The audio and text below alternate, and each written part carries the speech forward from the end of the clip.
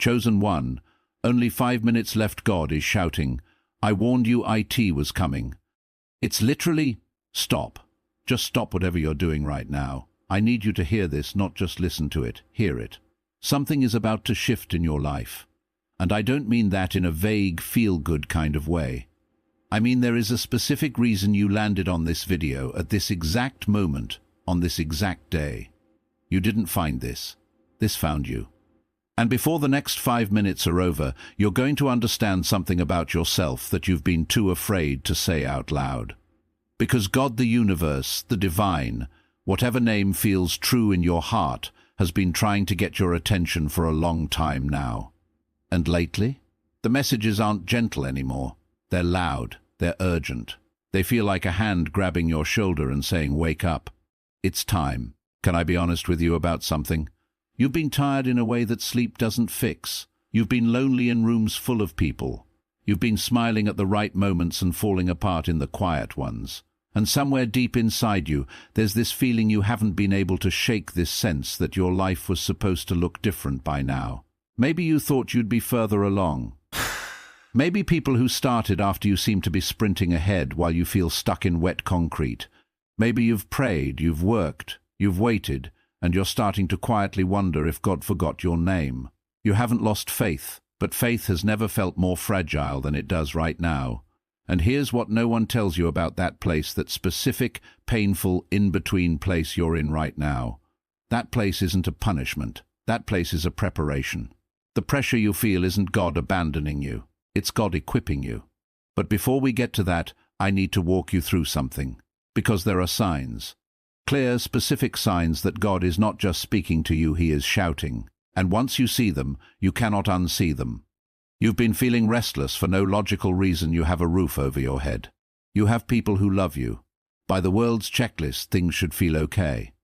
But they don't. There's this low hum of restlessness under everything, like you're waiting for something without knowing what you're waiting for. Here's what I want you to understand, that restlessness isn't anxiety. It isn't ingratitude. It is a divine signal. When God is about to move you, and I mean truly move you, He first makes where you are uncomfortable. He does it on purpose. Because if you were completely at peace in the wrong season, you'd never leave it. You'd sit in a waiting room your whole life, never realizing the door was open. That restlessness you feel? It's holy. It's the engine warming up before the journey begins. You've been having dreams, signs, or repeated coincidences. Maybe you keep seeing the same number. Maybe you dreamed something so vivid it stayed with you for days. Maybe you heard a song, read a sentence, had a stranger say something that landed in your chest like it was written specifically for you. You brushed it off. You told yourself it was nothing.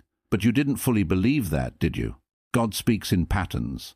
He speaks in the language your specific heart understands. And when He's trying to get through to someone, to a chosen person, He doesn't just knock once.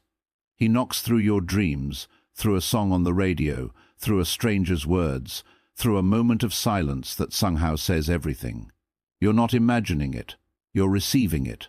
Old relationships, habits, and spaces are falling away. Friendships that once felt permanent are quietly dissolving. Habits you used to lean on don't bring the same comfort anymore. Places you used to belong now feel like borrowed clothes. Technically they fit, but they don't feel like you. This can feel like loss. And it is. But here's the deeper truth: God does not remove things from your life carelessly. Every ending He authors is making room for something specific. He's not randomly clearing your table. He's clearing it because He's about to set it with something that actually belongs to who you're becoming. Stop mourning what is leaving. Start asking what it is making room for. You've been tested in ways that felt deeply personal, not just hard situations, but specific, targeted tests. Tests that hit the exact things you're most insecure about. Your trust, your patience, your worth, your faith. That doesn't happen randomly. General people get general challenges. But when the tests feel surgical, when they cut right to the core of your deepest fears, it means something intentional is happening. God doesn't give customized tests to people He has ordinary plans for. The depth of the test reflects the height of the destination. Think about every person in Scripture, in history, in the stories that changed. The world, every single one of them went through a season so precise, so painful, so perfectly designed to break them open that there was no way to survive it without becoming something completely new. You are in that season, right now. You've been questioning everything, including yourself. Who am I, really? Is any of this worth it? Did I misread the signs? Was I wrong about my purpose? Am I just deluded into thinking I'm meant for something more? These questions aren't weakness. They are not evidence that your faith is broken. They are actually proof that you are growing, because shallow people never ask deep questions. People who are simply coasting through life never sit in the dark and genuinely wrestle with who they are. Jacob wrestled with God all night long. He didn't walk away the same. But he didn't walk away without the blessing either. Your wrestling is your testimony being written in real time. Don't stop. Don't tap out. Stay in the ring. You feel like you're being watched over even in the pain. Here's something you might be afraid to admit, even to yourself. In the middle of everything falling apart, there have been moments where you felt held. A sense of peace that had no logical reason to exist. A door that opened right when it needed to. Help that arrived in a form you never would have thought to ask for. You called it a coincidence. But it happened too many times for coincidence to cover it. That is not luck. That is a hand guiding you that is bigger than your circumstances.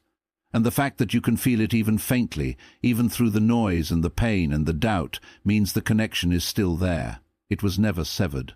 Not once. Not even on your worst day. You are not out here alone. You have never been alone.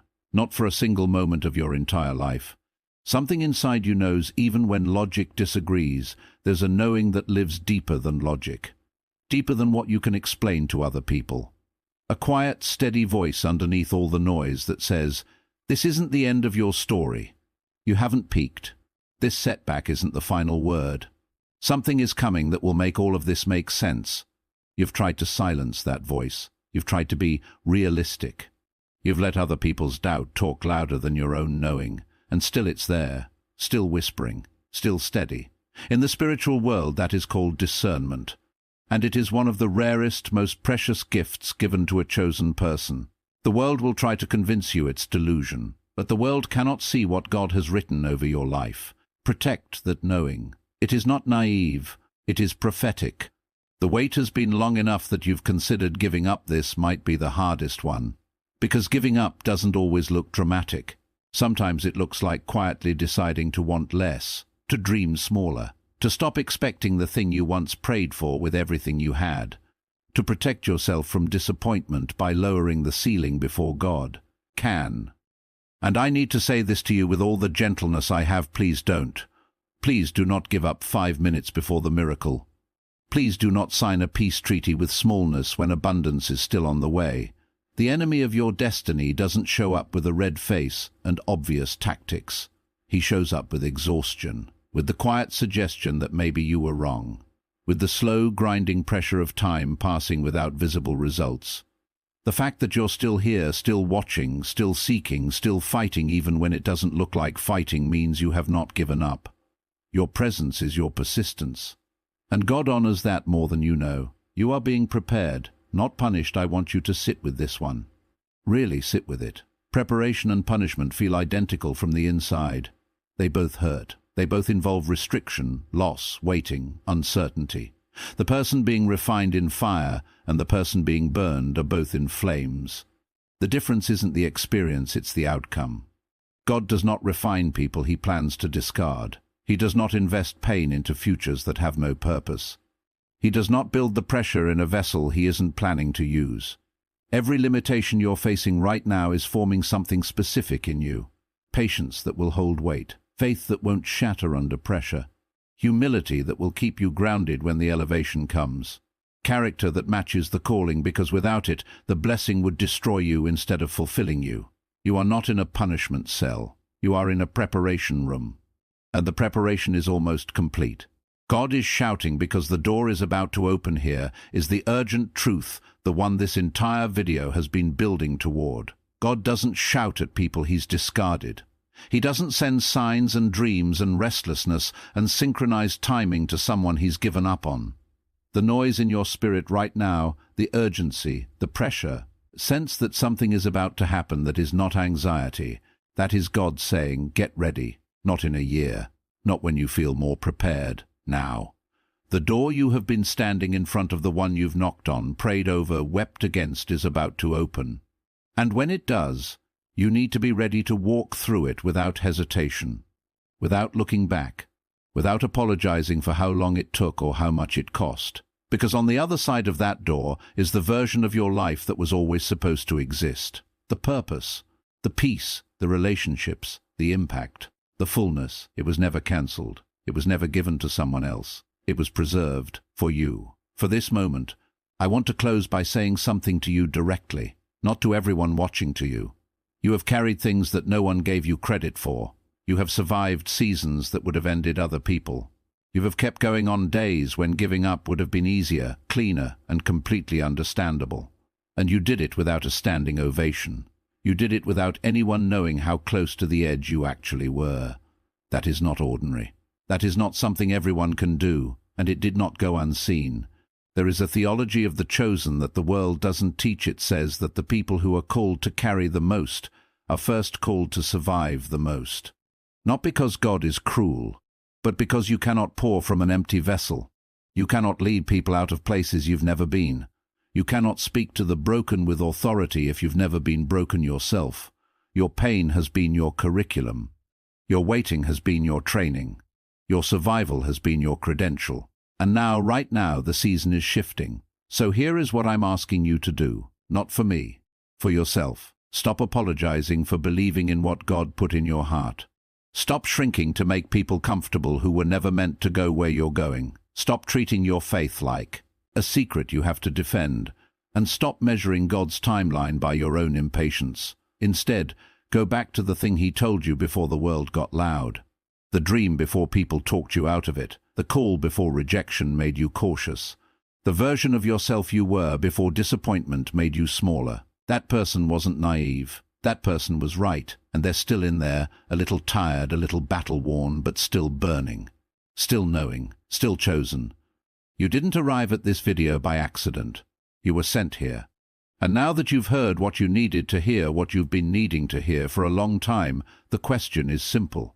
What are you going to do with the next 5 minutes of your life? Because that's all it takes. One decision, one step.